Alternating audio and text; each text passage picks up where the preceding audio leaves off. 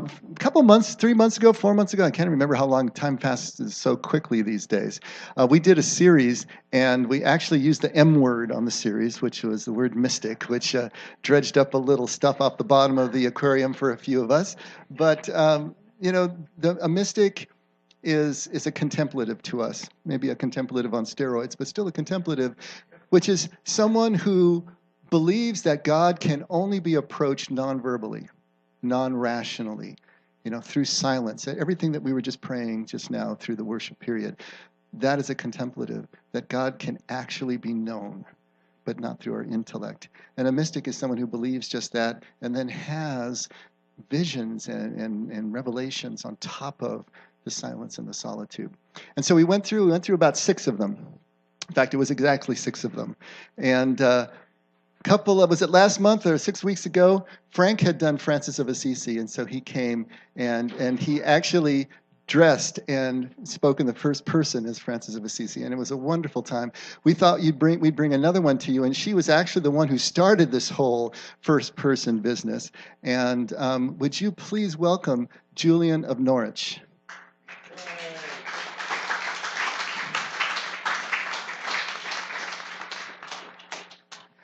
And Julian, would you like to be here or would you like to be up there? Okay, then go ahead.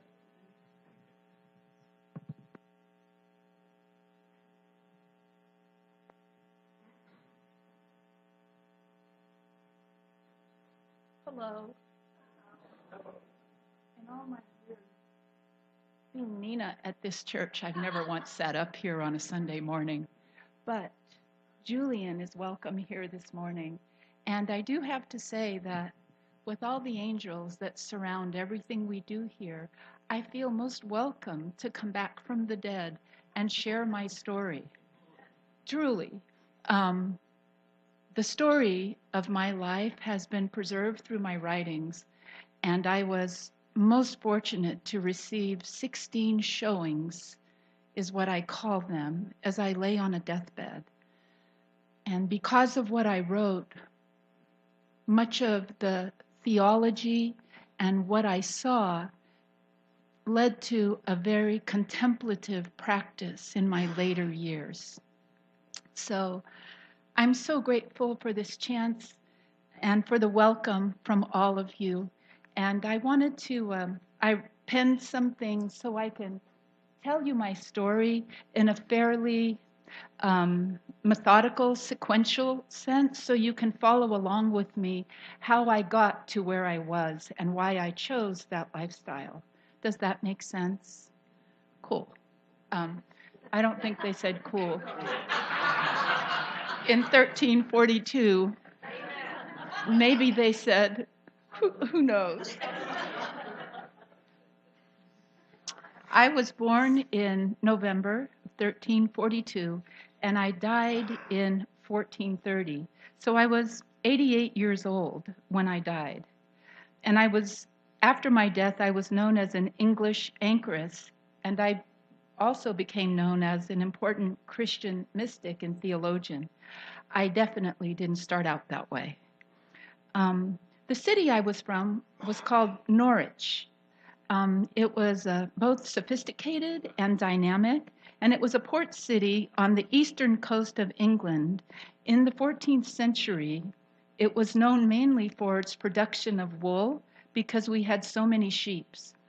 It was a bustling port city, so there was much trade from other foreign countries. We traded with what was called Zealand, the Low Countries, and France mainly.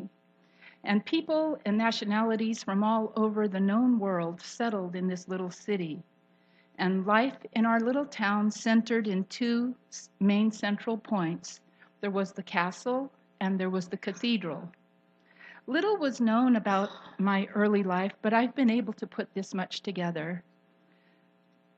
Norwich as a city was about 600 years old at the time of my birth, and the population at that time was about 10,000 people. A typical day for me would start early in the morning. About the break of dawn, my mother and I would attend early Mass. The church dominated much of all of our lives, morning, to evening, to bells and vespers and prayers and community life. After Mass, my mother and I would go off to market.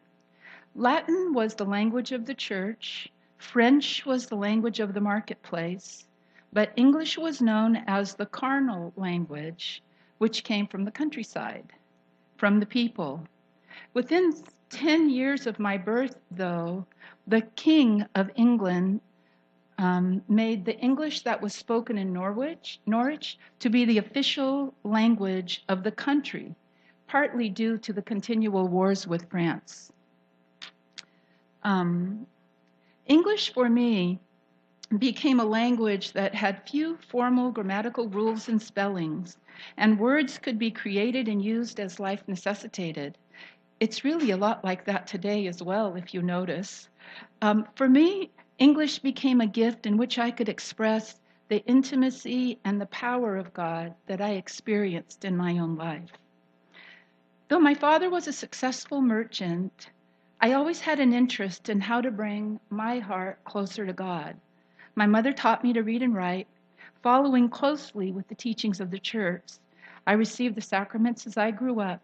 We cared for each other, the sick, the maimed, the living, and the dying.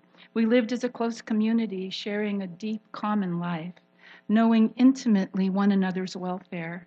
I experienced human character, as I later wrote, quote, sometimes good and gentle, sometimes cruel and oppressive.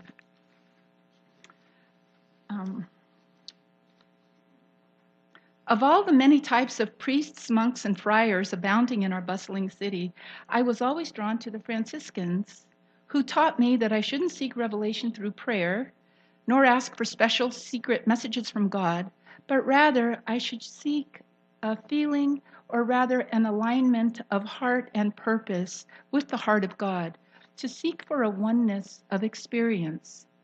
I may add, this oneness became the very heartbeat of my entire life after I experienced my 16 showings. My greatest accomplishment actually is twofold. I actually wrote the first book known to be composed by a woman in English. And my second accomplishment was actually the nature of my theological content of my book, which far exceeded anything I was ever educated by or taught by anyone on the earth.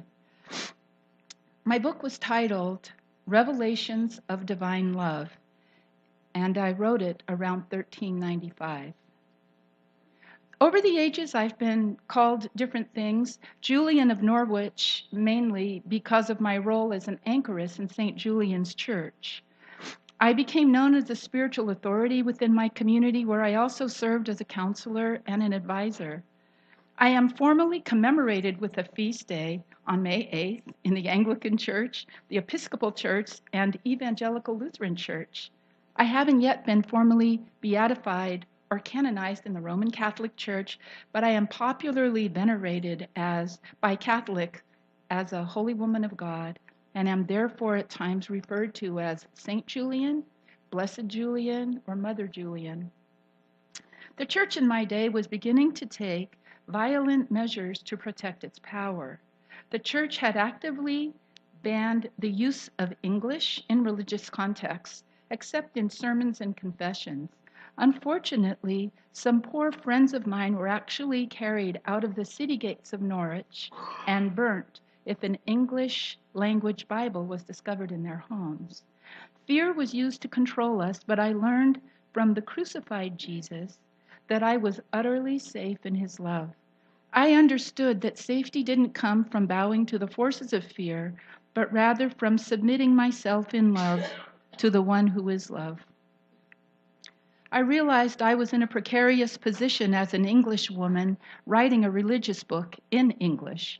I knew that love would keep me safe. This is one thing I did write, quote, and thus will I love, and thus do I love, and thus I am safe. One of the reasons for me seeking an anchorage position in the Church of St. Julian was actually the safety and solitude the lifestyle would afford me as I sought to undertake the writing of my book. I would be able to be freed from the burdens of daily life and give myself to prayer, counseling, and writing. The idea of this anchorage became more and more appealing to me as I grew in the knowledge and revelations of the giftings I received in my showings from Jesus Christ. I'll tell you a little bit about an anchorage because I know I keep using that word and it's not familiar to most people in the 21st century.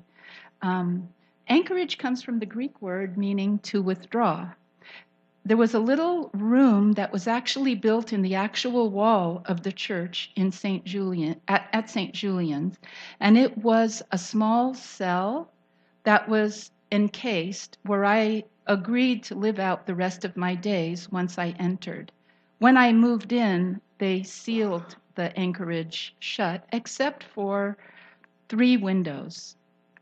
I understood very well what my limitations would be, but to me, the limitations were doorways to freedom of the Spirit and the love of God, as I could pursue Him and Him only through my activities of prayer, writing, counseling, presence, contemplative prayer, and attending Mass. One window of myself faced the church where I could see and hear daily Mass. The second window opened onto a servant's quarters through which the activities of daily life transpired.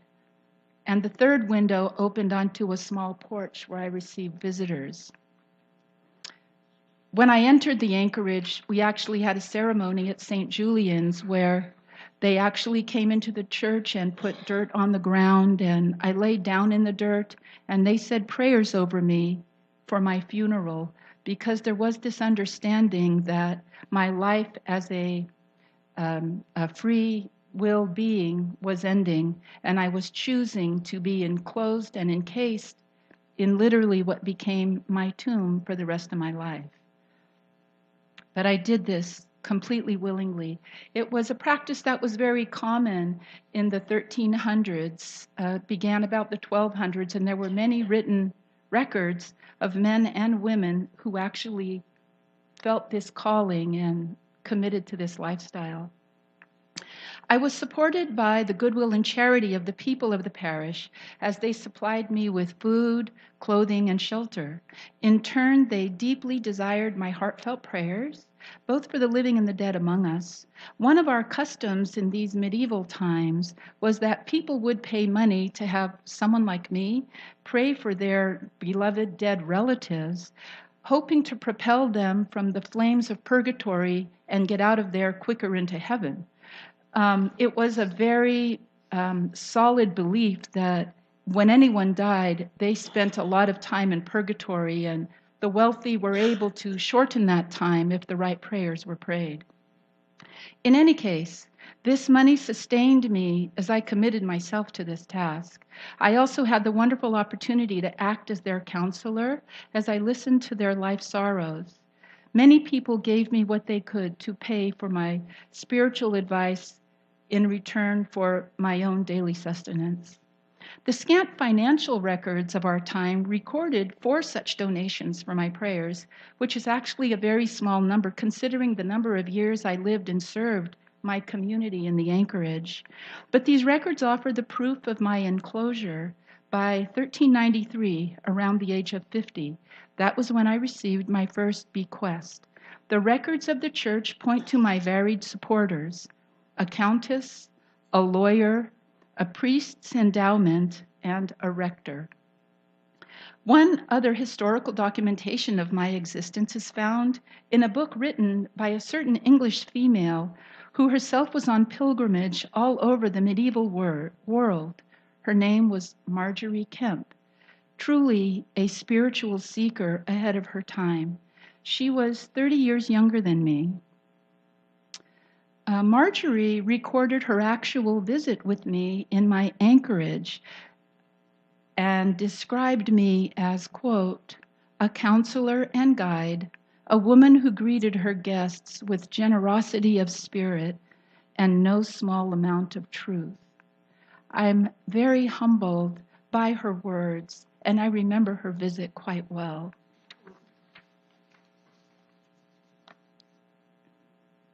Known facts about women in general during the Dark Ages are few and far between. I could easily fit the description of having lived what's called a mixed life, combining contemplation and prayer with the demands of the secular world before my anchorage, though I describe myself as an unlettered creature. I wasn't a nun, though at midlife I did seek to devote myself more completely to prayer and chose the venue offered and available to me as an anchorite. I can also be presumed to be neither aristocratic nor impoverished, but rather a member of what was called the parish elite. This role would have afforded me the opportunity for the education available to a female. I also was able to develop close connections with the people of my parish, all coming from a variety of social backgrounds. I used my time in the anchorage to fulfill these tasks as well as the writing of the book that lay so heavily on my heart. As I mentioned, it was titled The Revelations of Divine Love. I needed to make sure that the guidance and love offered to the people at the window of my anchorage would continue ongoing beyond my lifetime, my cell, and my days. There were two versions of my book, actually. There was the short text, which I wrote right after I had my 16 showings. And then 20 years later, when I entered the anchorage, is when I took on the task of writing my second version, which is dramatically longer and theologically richer and more daring. The second text comes after meditating on my original visions for 20 years. Much insight came to me in that passage of time, hence a much fuller version of the visions. My second version, the longer text, is written with insight, freedom, and peace.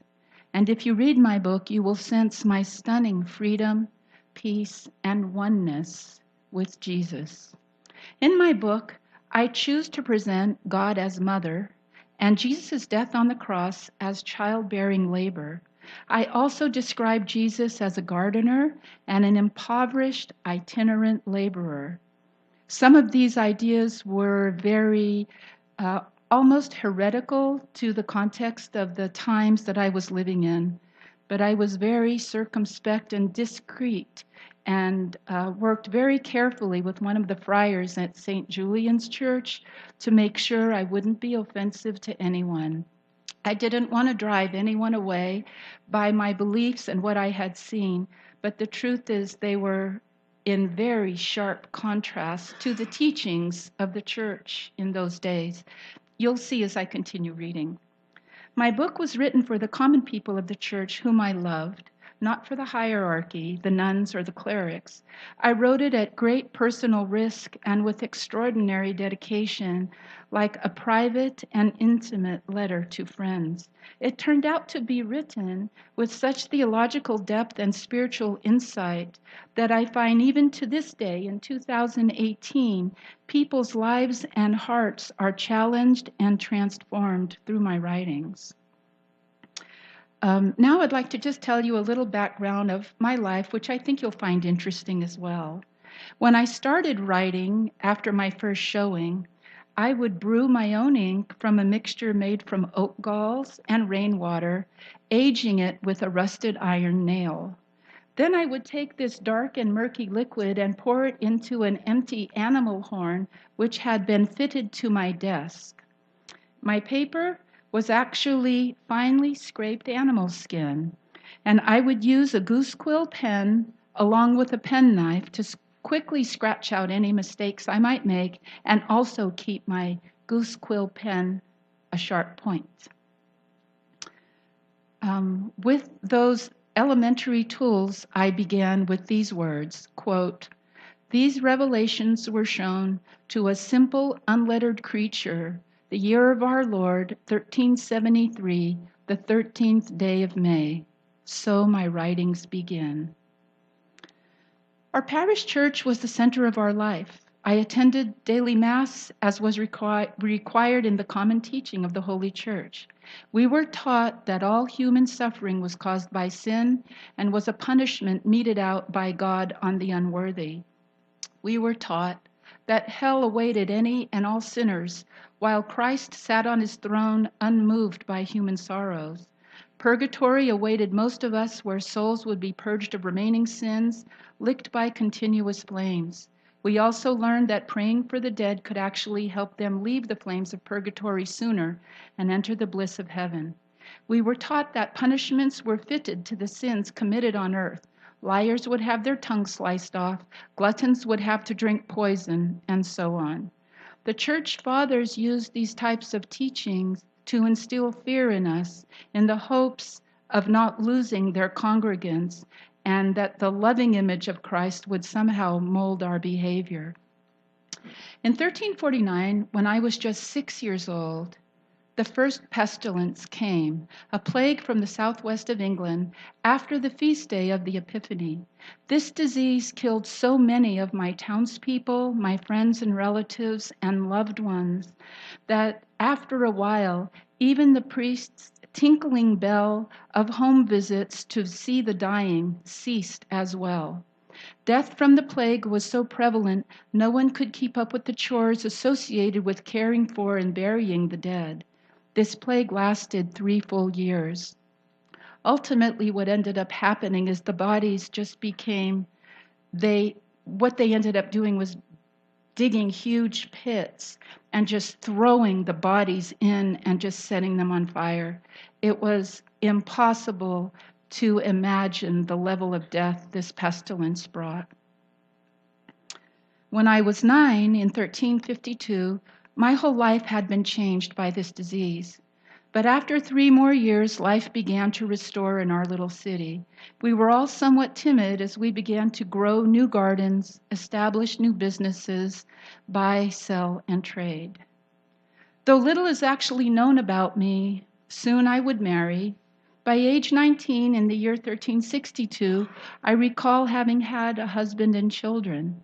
In my own writings, I have avoided sharing my own sorrows, losses, and loves. This was a time wherein I wrote, quote, "When I had a great longing and desire of God's gift of heaven, I wanted to be delivered of this world and of this life. For oft times I beheld the woe that is here, and the wellness and blessed being that is there. This made me to mourn and earnestly to long, and also that my own wretchedness and sloth and weariness, that I did not want to live and to travail as it fell to me to do. My losses became greater than my strength to bear them. Now the second plague was upon us. Our understanding of sickness and disease was so lacking, we ascribed all such circumstances which were beyond our control to God's doing. This plague was evidence of, as we would say in Latin, bellum Dei contra homini, the war of God against humanity. One remaining sermon delivered during this time of plague described God as this: God hath his quiver full of arrows, full of pestilence, fevers, all manners of diseases. He shoots them into our friends and families, ourselves, and only one but he himself can pull them out.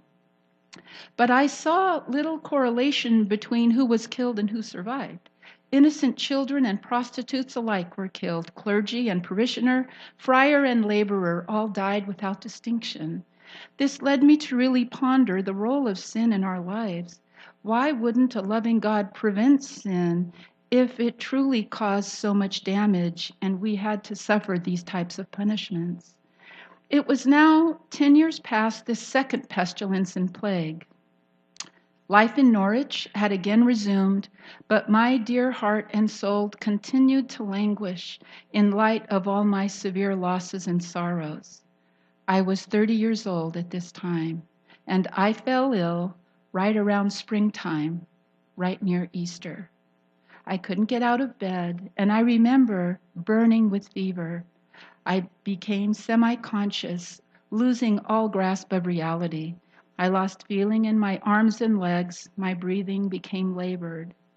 My mother called for the parish priest so I could receive the last meal of communion bread before my death. He came and delivered me my last meal, yet I clung to life. Was I meant to live? I wondered what purpose my death would serve other than I would be delivered from more suffering, obtaining immense joy. I determined to keep my eyes on God until I got my answer. And so what I did is I just kept my eyes lifted to the ceiling the whole time, expecting something from God, and I wouldn't look anywhere else. My mother had the priest come back 3 days later as I was still alive, and this time he came back with a very large crucifix, and he told me to set my gaze upon that crucifix as he held it for me at the front part of my bed. He was hoping to bring comfort to my dying body and my distraught soul with this crucifix. But then, as I gazed upon this crucifix, a really strange thing began to happen. A brilliant light began to emanate from this crucifix, and I couldn't take my eyes off of it. It came alive in front of me, and I saw the Lord looking directly at me, and I saw the wounds in his body were beginning to actually bleed and flow with life and blood and loss. The Jesus on that cross looked at me with eyes of love I had never seen nor experienced before. His body was alive, bleeding from the woundings received in his scourging and crucifixion. I wondered why my bedding wasn't soaked in the blood, yet I couldn't remove my eyes from the scene unfolding in front of me. Then I heard him say, "With this the fiend is overcome." His death was so vivid, so real, I would later write, "If I had known the pain he suffered, I would not have asked for an understanding of it." This was the time in these next 3 days where I had my 15 showings, and the 16th one came 1 day later. The only way I could avoid sharing this pain was to look up into the heavens, yet I found my gaze fixed, unmovable on my Lord's death.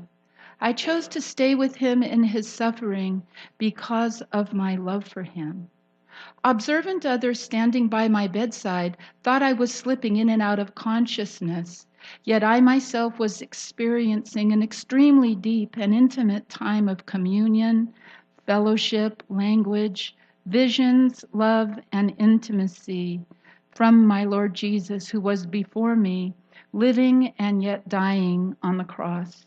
These visions lasted for days. Onlookers thought I was raving mad and had lost my mind. Due to the severe illness at age 30, I received my 16 showings over the course of 4 days. The showings were graphic visions of Jesus' bleeding heart, the wound in his side, his mother Mary, the blood and water, and messages and words he was speaking to my mind and heart. It was a revolutionary act of re-envisioning the relationship between God and the human soul. Though devoted to the church, my visions contradicted the God I had come to know in the church. It took great courage in the face of the punishment of death, penning my words under the guidance of a friar or priest with whom I was in constant contact, lest I misrepresent the glorious gospel I had received. Earlier in my life as an adolescent, in childlike innocence, I had once expressed 3 deep desires I wanted God to know about. As a child, my life was shaped around the faith I had in the church and the God I longed to know better. Out of this grew my 3 desires, and this is what they were. My first desire was to have a mind of Christ's passion, a sensual recollection of what it would have been like to be with Christ while he suffered on the cross. My second deep desire was to have a bodily sickness in which I would draw as close as possible to death's door without passing through it. I know that might sound strange to Western ears, but to me I so desired to know what the soul facing death would see as his or her next horizon, I was willing to take my chances and visit that place. My last desire was for what I called these three wounds: contrition, compassion, and longing for God. Of the three desires I had expressed in my youth, almost carelessly in my early life, through this experience of terrible sickness at age 30, all my desires were fulfilled in this vision, both terrible and lovely. One, I now had a mind of the passion, more than I had known possible, a mind of the passion that would take me years to communicate and express through words and writings and prayers and understandings and conversations with my close friar at the Church of St. Julian.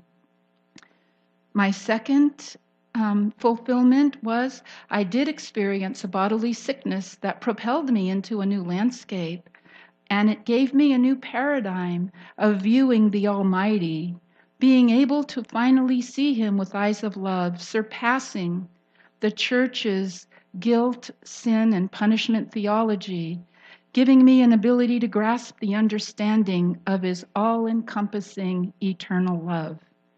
And three, my heart was split wide open with contrition, compassion, and an experience of oneness that I still find hard to describe. At one startling moment in my visions, Jesus looked directly at me from the cross and he said, "Lo, how I love thee." It still makes me cry.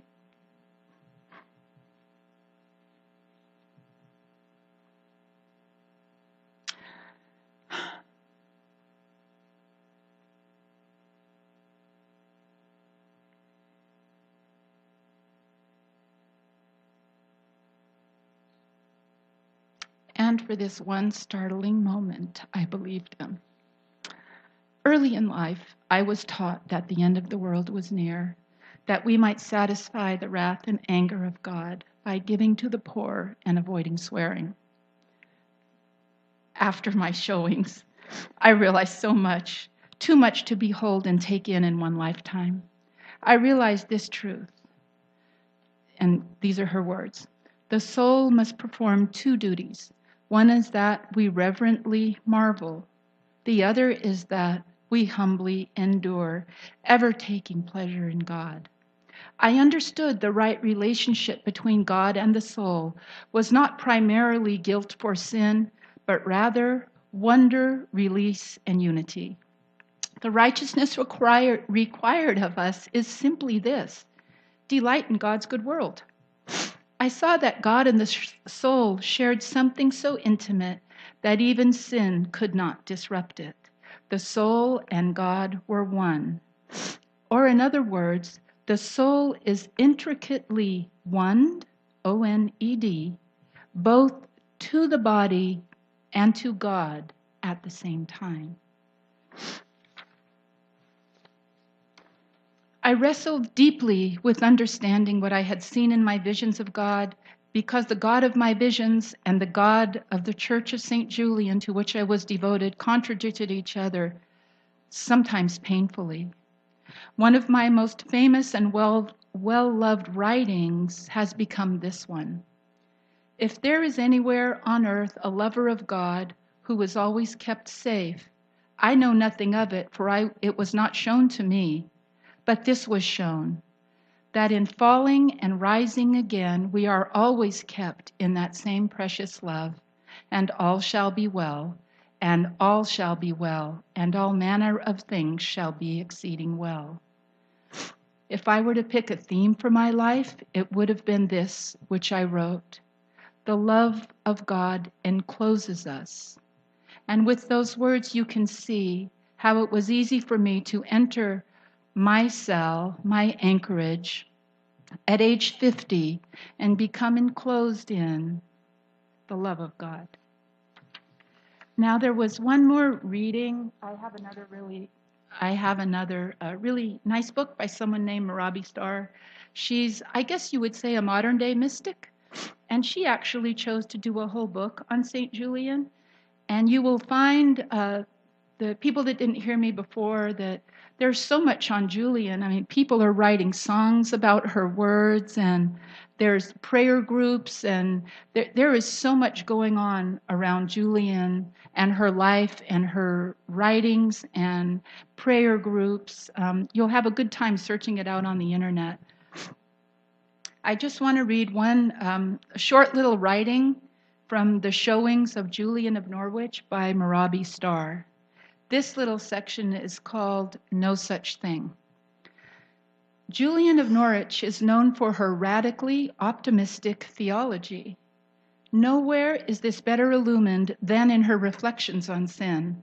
When Julian asked God to teach her about this troubling issue, he opened his divine being, and all she could see there was love. Every lesser truth dissolved in that boundless ocean. She tried with all her might to line up what she had learned from the church and what her beloved directly revealed to her. Quote, "But the truth is," Julian confesses, "I did not see any sin. I believe that sin has no substance, not a particle of being, and cannot be detected at all except by the pain it causes. It is only the pain that has substance for a while, and it serves to purify us and make us know ourselves and ask for mercy." Julian informs us that the suffering we cause ourselves through our acts of greed and unconsciousness is the only punishment we endure. God, who is all love, is incapable of wrath.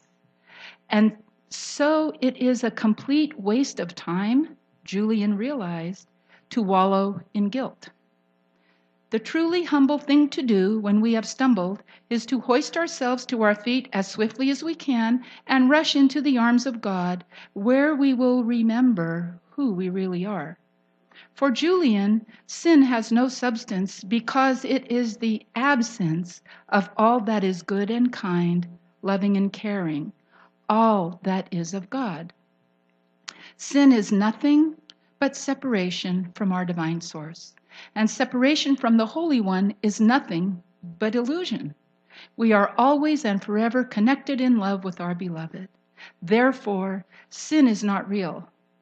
Only love is real. Julian did not require a divinity degree to arrive at this conclusion. She simply needed to travel to the boundary land of death, where she was enfolded in the loving embrace of the Holy One, who assured her that he had loved her since before he made her and would love her till the end of time. And it is with this great love he revealed that he loves all of us, all beings. Our only task is to remember this and rejoice. In the end, Julian says, it will all be clear. Quote, "Then none of us will be moved in any way to say, 'Lord, if only things had been different, all would have been well,'" she writes. "Instead, we shall all proclaim in one voice, 'Beloved one, may you be blessed, because it is so, all is well.'" So thank you for listening, and I hope you enjoyed learning about Julian.